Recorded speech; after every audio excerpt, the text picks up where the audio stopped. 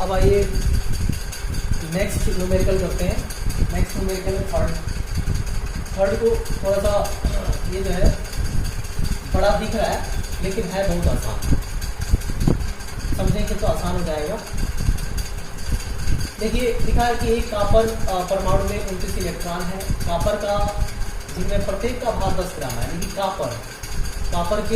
Copper जिनका जो है भार कितना 10 ग्राम है। कॉपर के 2 टुकड़े यानी कि 2 टुकड़े 10-10 ग्राम को है, जिनमें प्रत्येक का भार 10 ग्राम है, में से प्रति 1000 परमाणुओं में यानी कि 1000 परमाणु से एक इलेक्ट्रॉन किसी एक दूसरे टुकड़े में स्थानांतरित होता है। मतलब ये हुआ कि अगर मान लीजिए कि ये 2 टुकड़ा है 10-10 ग्राम का, ये भी जो है 10 ग्राम का है, तो यहाँ से जो स्थानांतरण हो रहा है तो ये प्रति 1000 में से सिर्फ एक इलेक्ट्रॉन जा रहा है। तो इसमें से अगर एक इलेक्ट्रॉन चला गया तो ये धनावेशित हो गया, अभी क्या होगा ऋणावेशित हो गया। ठीक है, तो अगर मान लीजिए कि इसमें अगर 5000 इलेक्ट्रॉन हो तो इसमें स्थानांतरण कितना होगा 5 इलेक्ट्रॉन होगा, क्योंकि 1000 पे एक इलेक्ट्रॉन जा रहा है तो 5000 पे कितना इलेक्ट्रॉन जाएगा 5 इलेक्ट्रॉन जाएगा, स्थानांतरित होगा। तो कहने का मतलब यही है कि ये स्थानांतरण हो रहा है 1000 पे। अब जो है अब क्या करते हैं, ये कह रहा है आगे दोनों टुकड़ों के बीच का कूलाम बल कितना होगा, यानी कि एक टुकड़े में स्थानांतरित किया जाता है इलेक्ट्रॉन स्थानांतरण के बाद, यानी कि इलेक्ट्रॉन का स्थानांतरण हो गया, जैसा कि हमने बना रखा था अभी। इलेक्ट्रॉन का स्थानांतरण जब हो गया, ये 10 ग्राम का था, ये 10 ग्राम का था, तो जब इलेक्ट्रॉन का स्थानांतरण हो गया तो इनके बीच में कितना कूलाम बल लगेगा, यही जो है निकालना। तो जो है यहाँ पे देखिए दिया हुआ है, अगर ये 1 सेंटीमीटर की दूरी पे दोनों रखते हैं, 1 सेंटीमीटर की दूरी पे दोनों रखे हुए हैं, तो कितना जो है दोनों के बीच में बल लगेगा। तो आइए हमारे पास जो है आर की वैल्यू तो है कितना 1 सेंटीमीटर, इसको मीटर में चेंज कर लीजिए, 0.1 क्या हो जाएगा मीटर हो जाएगा। और Cu परमाणु कॉपर का परमाणु भार दिया हुआ है, देखिए अवोगाद्रो संख्या दिया हुआ है। तो हम जानते हैं मोल कॉन्सेप्ट के अनुसार लिख सकते हैं कि क्योंकि 63.5 देखिए 63.5 ग्राम कॉपर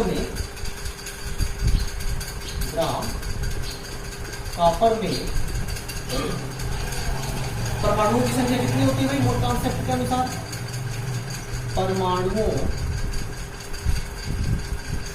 परमाणुओं की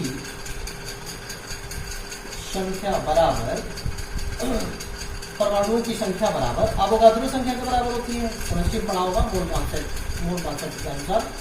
ये जो है 23 यानी कि 6.02 × 10⁻23 होता है। मोल कॉन्सेप्ट के अनुसार हम जानते हैं कि इतने परमाणु होंगे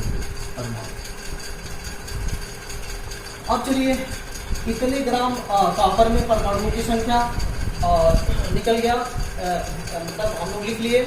अब इसके बाद से 1 ग्राम में देखेंगे, 1 ग्राम में कितना होगा, इसको मैं सीधा लिखूंगा, थोड़ा सा जल्दी हो जाएगा, आसान हो जाएगा। एक लाइन में लिखो, अब ये तो आप लोग समझ ही गए हैं।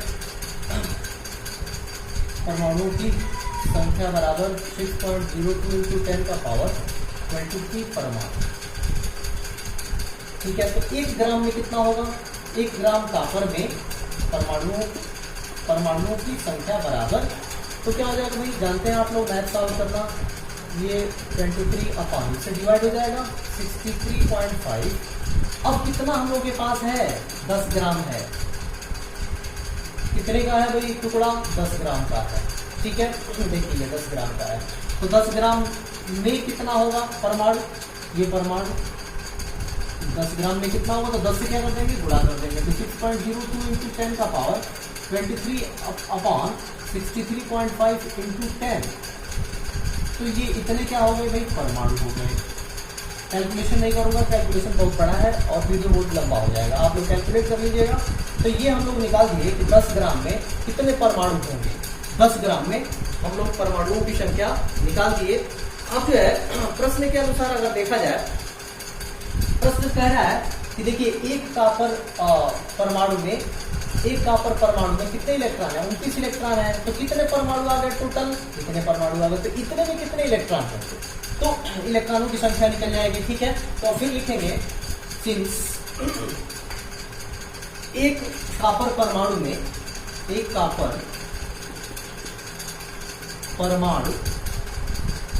बराबर 29 क्या इलेक्ट्रॉन, देखिए शॉर्टकट में लिख रहे हैं ई पे माइनस का मतलब इलेक्ट्रॉन, 29 इलेक्ट्रॉन।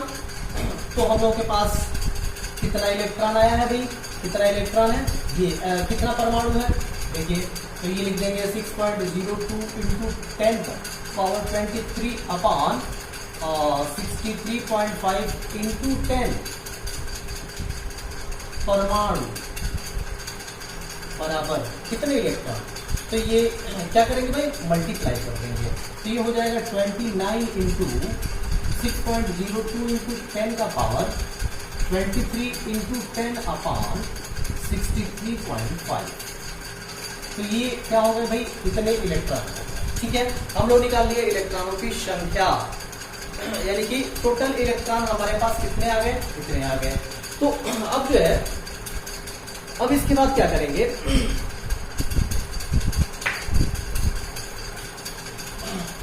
अब जो है इसके बाद अब देखिए क्या करेंगे। अब यहां चलते हैं और इलेक्ट्रॉन निकल गए। अब देखते हैं 1000 में कितने इलेक्ट्रॉन जा रहा है भाई? 1000 में 1 इलेक्ट्रॉन जा रहा है। ठीक है, तो इतने इलेक्ट्रॉन में कितने इलेक्ट्रॉन जाएंगे? तो इलेक्ट्रॉनों की संख्या निकाल जाए जो स्थानांतरण हो रहा था। 1000 इलेक्ट्रॉन में 1 इलेक्ट्रॉन जा रहा है, तो हम लोग इलेक्ट्रॉनों की संख्या निकाल चुके हैं। कितना? इतने इलेक्ट्रॉन में कितना स्थानांतरण होगा? तो आइए देखते हैं। तो यही चीज लिखेंगे भी कि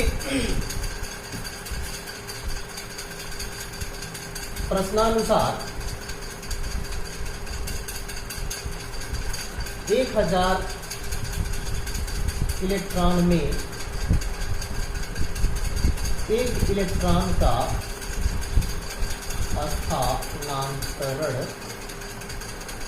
स्थानांतरण होता है 1000 में 1 इलेक्ट्रॉन का स्थानांतरण होता है। तो कुल स्थानांतरित इलेक्ट्रॉन क्या हो जाएंगे? कुल स्थानांतरित इलेक्ट्रॉन बराबर क्या हो जाएगा भाई? कुल इलेक्ट्रॉन बटा कितना? 1000। तो देखिए इसको हम लोग कुल स्थानांतरित इलेक्ट्रॉन को हम संख्या बोल सकते हैं, यानी इज इक्वल टू कुल इलेक्ट्रॉन। तो कुल इलेक्ट्रॉन देखिए ये आपका क्या है? टोटल इलेक्ट्रॉन है, कुल इलेक्ट्रॉन है। तो इसी को लिख देते हैं 29 इंटू 6.02 इंटू 10 का पावर 23 इंटू 10 अपॉन, अब देखिए अपॉन, ये देखिए 63.5 है, तो 63.5 इंटू 1000 यहाँ आ गया 1000। तो ये आ गया क्या? इलेक्ट्रॉन। इतना इलेक्ट्रॉन क्या हो गया भाई? स्थानांतरित हो गया। इतना इलेक्ट्रॉन क्या हो गया? स्थानांतरित हो गया। अब इसके बाद हम लोग निकाल लें आवेश, क्योंकि कूलाम बल निकालने के लिए आवेश की जरूरत पड़ती है। अतः स्थानांतरित आवेश कितने हो जाएंगे? तो Q इज इक्वल टू क्या होता है? फार्मूला N ही होता है।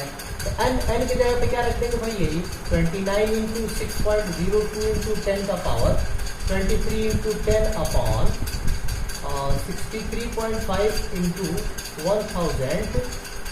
और इलेक्ट्रॉन ये क्या है भाई? ई से इलेक्ट्रॉन से चार्ज कितना होता है? 1.6 इंटू 10 का पावर -19 कूलम। इसका मल्टीप्लाई कर दिया तो इट मीन्स कि ये क्या आ गया? आपका टोटल आवेश आ गया। मैं कैलकुलेशन नहीं करूंगा क्योंकि टाइम ज्यादा लगेगा। ये जो है कुल आवेश आ गया इतना कूलम, क्योंकि वैल्यू आ गई। अब जो है, अब क्या करना है हम लोग को? इसको क्यों आ गया तो अब बल निकाल लेते हैं भाई, क्योंकि हम लोगों के पास बीच की दूरी है, दोनों की बीच की दूरी है, बल बड़े आराम से निकल जाएगा। तो आइए देखते हैं निकाल के। अब यहाँ से हम तो यहाँ आएंगे। अब देखिए ये ये भी 10 ग्राम का है और ये भी 10 ग्राम का है, तो आवेश दोनों पर क्या होंगे, समान होंगे, यानी कि ये भी Q होगा तो ये भी Q होगा, दोनों की वैल्यू क्या हो जाएगी, सेम हो जाएगी।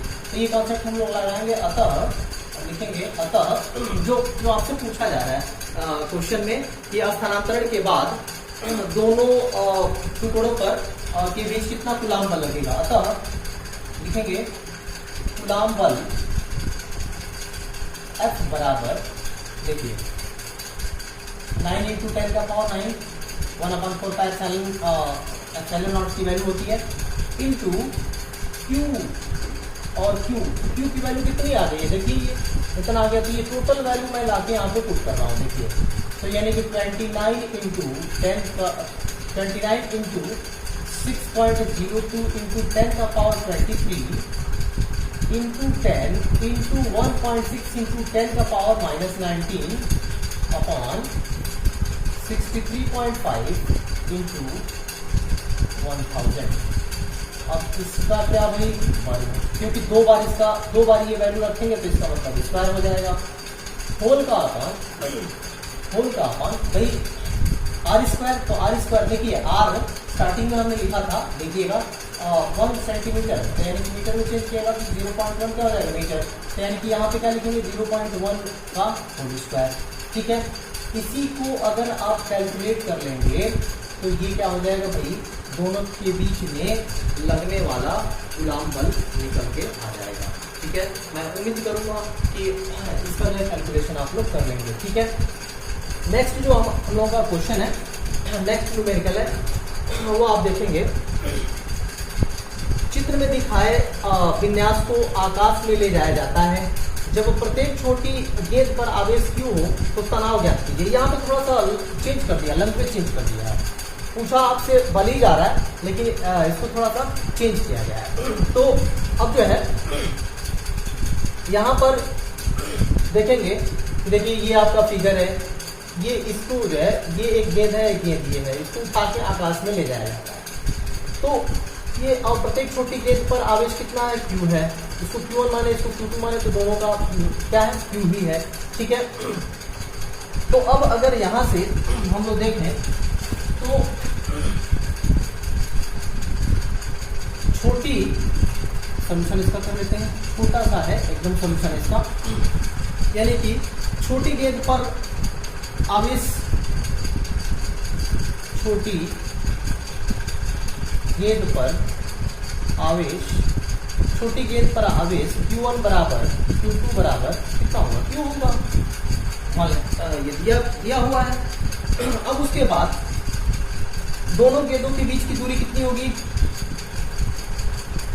दोनों गेंदों के बीच की दूरी बराबर, देखिए तो यहां से यहां तक L है, यहां से यहां तक L है, तो L प्लस L हो जाएगा। तो L plus L means that 2L। तो ये कितना हो जाएगा भाई, बीच की दूरी आ गई 2L। अब जो है संतुलन की स्थिति में हम कह सकते हैं, संतुलन के लिए हम कह सकते हैं, और यहाँ पे लिखेंगे देखिए, संतुलन की स्थिति में, संतुलन की स्थिति में या संतुलन के लिए लिख सकते हैं, संतुलन की स्थिति में तनाव बराबर, तनाव T बराबर Q1 व Q2 के बीच कूलाम बल, कूलाम बल। भाई संतुलन की स्थिति तभी बनेगी जब इनके बीच में हम कूलाम बल निकालेंगे, कूलाम बल के बराबर ही तनाव होगा, ठीक है। तो ये कूलाम बल के बराबर ही क्या होगा, तनाव होगा, ठीक है। तो अब जो है T बराबर हम लिख सकते हैं कूलाम बल के अनुसार 1/4 पाई कूलाम के फार्मूले से epsilon not Q into Q अपान क्या हो जाएगा भाई, दोनों के बीच की दूरी कितनी है, R स्क्वायर होता है यहाँ पे, लेकिन R की जगह पे क्या है 2L है, तो क्या लिख देंगे 2L का होल स्क्वायर। अब इसको सॉल्व कर दीजिए थोड़ा सा और, तो 1/4 pi epsilon not Q square upon ये देखो 4L स्क्वायर। तो ये जो है ये क्या आ गया भाई, तनाव आ गया, यही आपका क्या होगा, लगने वाला जो है तनाव होगा। क्वेश्चन नंबर 5, एक कूलाम आवेश में इलेक्ट्रॉनों का कुल द्रव्यमान कितना होगा। एक कूलाम आवेश में इलेक्ट्रॉनों का द्रव्यमान निकालना है।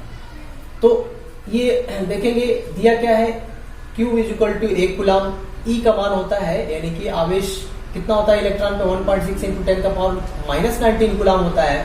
एक इलेक्ट्रॉन का द्रव्यमान कितना होता है, 9.1 इंटू 10 का पावर -31 kg होता है। अब इसके बाद से क्या करेंगे, अब इसके बाद से हम लोग निकालेंगे कि एक कूलाम में इलेक्ट्रॉनों की संख्या कितनी होगी। अतः एक कूलाम में इलेक्ट्रॉनों की संख्या अगर n से डिनोट करें तो Q अपान क्या हो जाएगा, E हो जाएगा। कैसे, क्वांटीकरण में हमने पढ़ाया था आप लोगों को, Q इक्वल टू N होता है। तो N इक्वल टू क्या हो जाएगा, डिवाइड कर देंगे इससे। तो N की यानी कि Q की वैल्यू कितनी है, एक कूलाम, बटा E की वैल्यू कितनी है, देखिए 1.6 इंटू 10 का पावर -19। अगर इसको आप कैलकुलेट करेंगे तो ये जो है 10 अपान क्या हो जाएगा, 16 इंटू 10 का पावर क्या हो जाएगा, 19 ऊपर चला जाएगा। तो अगर इसको डिवाइड करेंगे 10 को 16 से तो ये आएगा 0.625 इंटू 10 का पावर 19। यानी कि ये आपका देख सकते हैं, आप कैलकुलेट करके भी देख सकते हैं कि ये जो है इतना आपका इलेक्ट्रॉन आ गया। ठीक है, इलेक्ट्रॉनों की क्या आ गई, संख्या आ गई। अब उसके बाद से हम लोग को देखना है कि एक इलेक्ट्रॉन का द्रव्यमान कितना है। एक इलेक्ट्रॉन का द्रव्यमान हमारे पास है और कितने इलेक्ट्रॉनों का द्रव्यमान निकालना है, इतने इलेक्ट्रॉनों का द्रव्यमान निकालना है। तो अब देखिए मैथ में पढ़ा होगा, सिंस एक इलेक्ट्रॉन का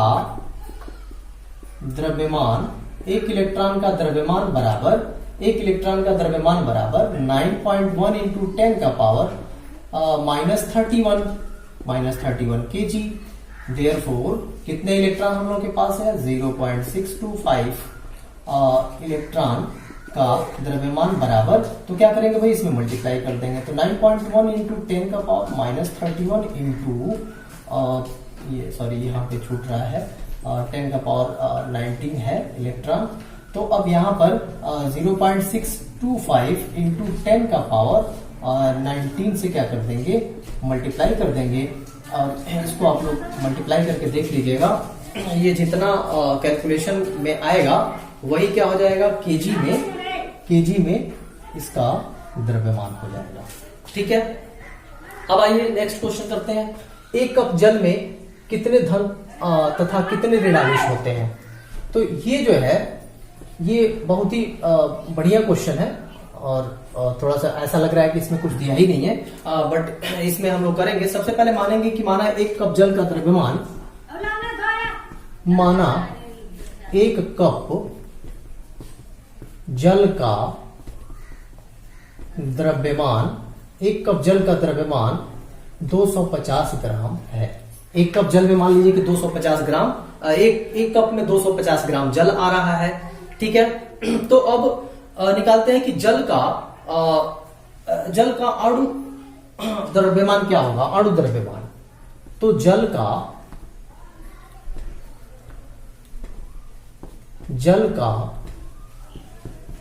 अणु द्रव्यमान, तो जल का अणु द्रव्यमान वास्तव में कितना होगा, 18 ग्राम होगा। अब ये कैसे आया 18 ग्राम, तो इसको समझ लीजिए। जल H2O होता है, केमिस्ट्री में पढ़ा होगा। अब ये देखिए इसका परमाणु भार 16 और इसका 2, तो 16 और प्लस कितना हो जाएगा 2 बराबर कितना हो गया 18, तो वही 18 ग्राम हो गया। तो जल के एक अणु का द्रव्यमान कितना हो गया 18 ग्राम। ठीक है, अब उसके बाद से एक मोल जल का द्रव्यमान कितना होगा,